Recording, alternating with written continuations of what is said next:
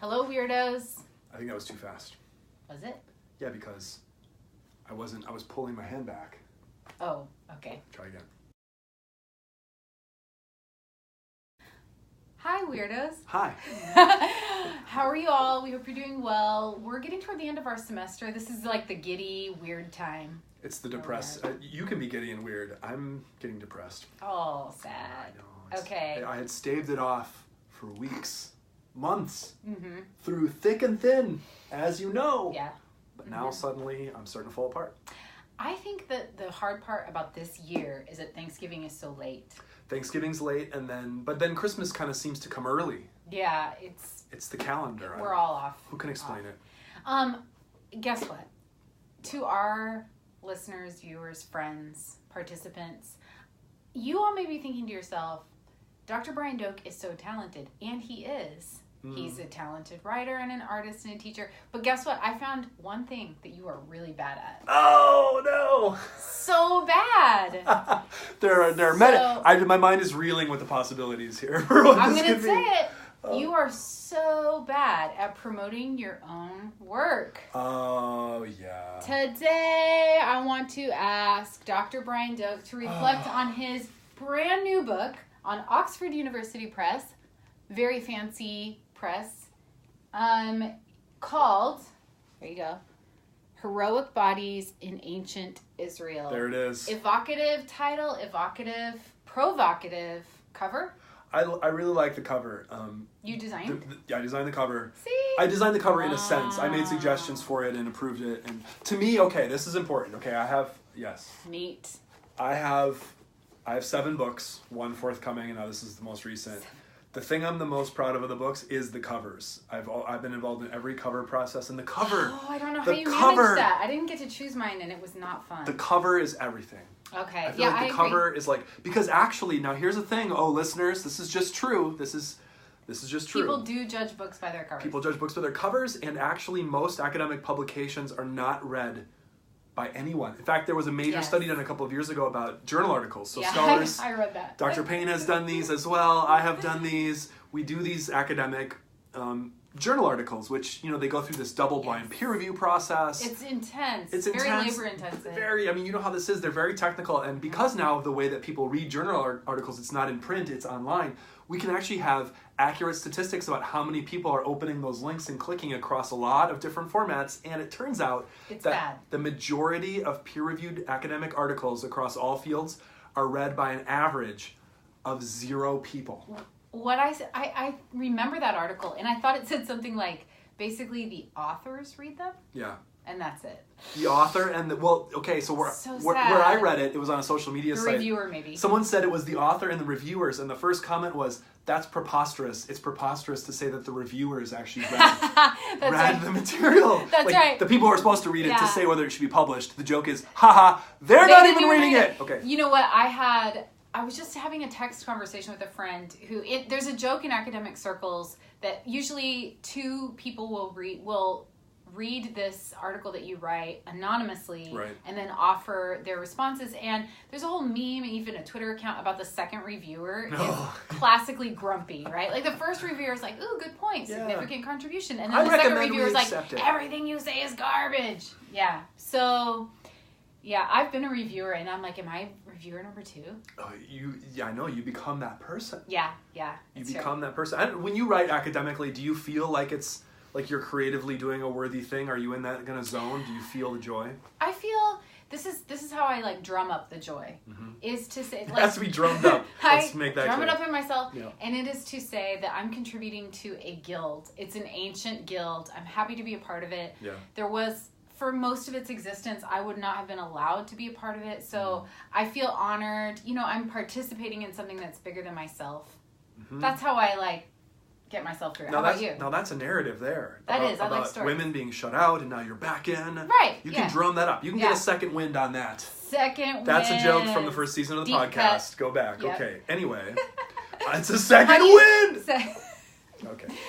How do you do that? How do you get yourself in the zone? Well, in the earlier days of the books, I got in the zone it was just sheer creative energy. I just felt like, a power rising within me. And I Yes. just was so excited to write. I think some of it was actually, and maybe this says too much about my personality, it's very adversarial. It was like rebellion against my day job in a sense. Oh, I get that. Like going to classes, talking with students, which I love. I love you students, but Yes, there's a definitely. certain level of discourse that you get in a class sometimes with the students. It's like this motion.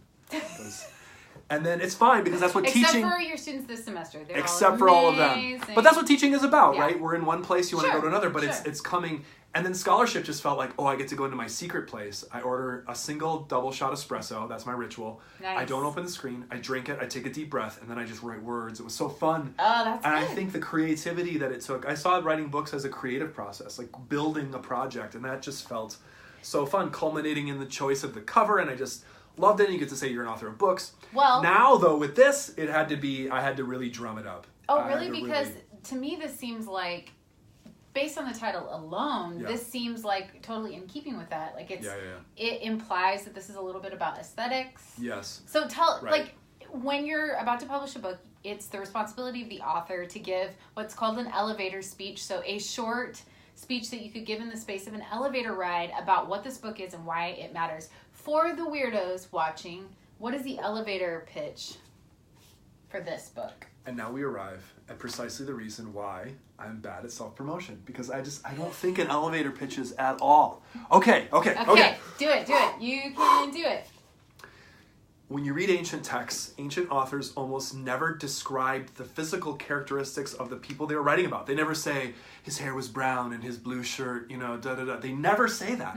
But when they do describe characters physically, they often do so using a single trait that becomes immensely important for the narrative that they're in. Okay. And like so Esau was hairy. Esau was hairy, right? Okay. And so they'll tell us that one thing. Okay. Even the most famous literary character in all of history and the most famous person in all of history, Jesus of Nazareth, is nowhere physically That's described true, you're right. in any way. And so what I did in this book, and it was building upon the work in my dissertation, which was actually about giants and really tall bodies. And I'm a taller than You average are also person. tall, yeah. So I love thinking about what it means to be tall. And that is actually one thing that authors will mention about characters, like, say, Saul, Israel's first king. That's right. That Tall he was and tall. handsome. Yeah. And so building on that work, this book is essentially about those places where biblical authors described how characters look, particularly heroic characters who were kings, military leaders, in some special way, and why they described them physically the way that they did. What was the meaning of their body in the narrative? Well, that was pretty good. I mean, it was like a long elevator ride. It was a little too long. But like a skyscraper. It was a sky, yeah. Yeah, like 14, I felt like that was 15 really good. floors, maybe. Yeah. Okay. Now, were there any surprises that you found along the way when you decided you were going to do this work? Yeah. What surprised you? Yeah, surprise number one was just how many heroic bodies are actually explicitly offered to us as readers as heroic bodies. Okay. And the heroic body always means something. I mean, you can even see this in action movies, right? Like the hero. Yeah. Okay, we were watching, my wife and I, we have YouTube TV now, and so we can actually do that. Is it worth the investment? Kind of. It's that thing, though, Who's good? Anyway, keep going. You can tune in at like 9 at night, and suddenly it's like, oh, we can watch the last third of Rambo 3, right? And Rambo's body is like, his body is actually an important part of the film, his muscles, and when he's wounded. His little tank top. And so I think the body of the hero ends up being an important site, or it's like a location where a culture looks at a heroic body and says, those are my values. Or you could look at a heroic villain, an anti-hero, and say, those are not my values. And so one thing that surprised me was just how many different characters, these heroes, their bodies had to be part of the narrative too. Like take Jacob, for example, in the book of Genesis. He gets his body... he has to like take on a fake. He gets a fake body. Oh right. When he pretends he's Esau, then he gets a maimed body, and then later, his body, his body goes down into Egypt, and then his son Joseph's body has to be actually dragged from place to place. Saul's body actually is manipulated after its death. But actually, the thing that surprised me was just how much you could call it body drama, goes on between Saul and David. It's like their bodies are bodily. Like David does this thing a couple of times where he takes part of Saul's clothing. That's right, yeah. So clothing actually ends up being a part of this. I know you've done research in clothing, yeah, so there's this whole literature around what clothing means in religion. He actually snips off part of Saul's robe. Saul gives him his armor to wear before the battle with Goliath, but it doesn't fit.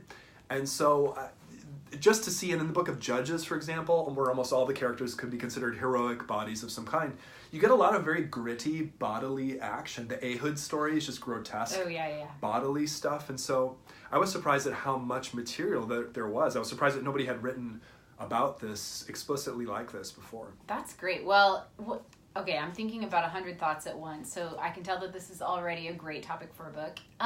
One of the thoughts that I had, I'm just going to take it way outside the Bible. When you're talking about like heroic bodies and then like the anti-hero, it made me think of what I think of as one of my favorite holiday films, which is Die Hard. Oh, yeah. And you have Bruce Willis, who seems like the epitome of American masculinity.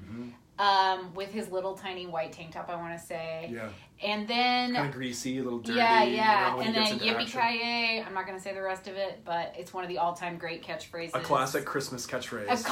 Yeah. Use that when you go home for the holidays. In Leah's household, that's what they say on Christmas. Okay. No way, man. I come from the holiness tradition. Anyway, but then Alan Rickman, one of my favorite...